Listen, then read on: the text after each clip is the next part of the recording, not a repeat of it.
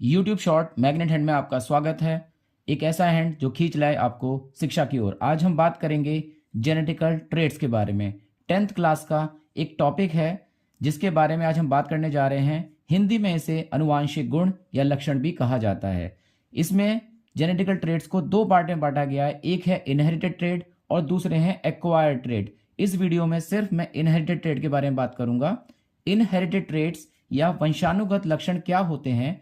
ऐसे ट्रेड्स या लक्षण जो आपको एक जनरेशन से दूसरे जनरेशन में ट्रांसफर होकर मिलते हैं। उदाहरण के लिए चाहे वो आपकी आंखों का कलर हो, आपके कान की शेप हो, आपके बाल हो, आपकी हाइट हो, ये सभी चीजें आपको आपके एंसेस्टर्स यानी कि जो आपसे पहले जनरेशन, आपके मदर फादर, नाना नानी, दादा दादी, उनसे आपको प्राप्त होते हैं। इसी के केस में एनसीईआरटी के अंदर स्पेसिफिकली एक स्ट्रक्चर बताया गया है ईयर के बारे में। तो ईयर को स्पेसिफिकली डायग्राम बनाया गया है जिसके तहत जेनेटिकल ट्रेड को दर्शाया गया है। इस वीडियो में मैं स्पेसिफिकली इसी के बारे में बात करूंगा कि देखिए क्या होता है कि जेनेटिकल ट्रेड्स में कान में स्पेसिफिकली जो कान का निचला हिस्सा होता है इसे ईयर लोब कहते हैं। तो ईयर लोब कुछ लोगों के कान का जो होता है ये हैंगिंग होता है, यानी कि लटकता है, झूलता हुआ होता है। आप चाहें तो अपने कानों को चेक कर सकते हैं, ये आपका अटैच नहीं होगा, झूलता हुआ होगा। कुछ लोगों ने चेक करना शुरू भी कर दिया, उम्मीद करता हूं।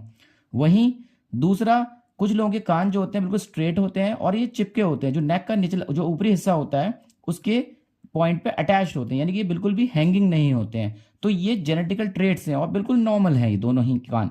लेकिन इस वीडियो में स्पेसिफिकली मैं बात करने जा रहा हूं तीसरे तरफ, जो कि एनसीईआरटी बुक में मेंशन नहीं है और आपके लिए भी कुछ नया होगा।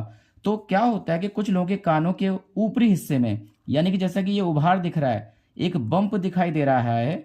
ये बम्प जो है यानी कि उभार जो है ये कार्टिलेज और स्किन के कवर से बना होता है। कुछ लोगों को लगता है कि उनके कान में कुछ बीमारी हो गई है या कुछ गांठ बन गई है, वो उसे अननेचुरल मानते हैं। ये प्राकृतिक रूप से बिल्कुल सही है और ये किसी भी तरह की कोई बीमारी नहीं है। इसको कहा जाता है डार्विन स्पॉट। ये एक एंसेस्ट्रल ट्रेट है, यानी कि पूर्वजों में पहले हुआ करती थी और कुछ लोगों में आज भी दिख जाती है। इसे डार्विन स्पॉट या इसे हम डार्विन ट्यूबरकल भी कहते हैं। और ये कंप्लीटली नेचुरल है और किसी को घबराने की जरूरत नहीं है। आई होप ये इंफॉर्मेशन आपके लिए काम आए, और अगर ये इंफॉर्मेशन आपके लिए काम आती है तो किसी भी तरह से आप इस वीडियो को शेयर जरूर करें। धन्यवाद।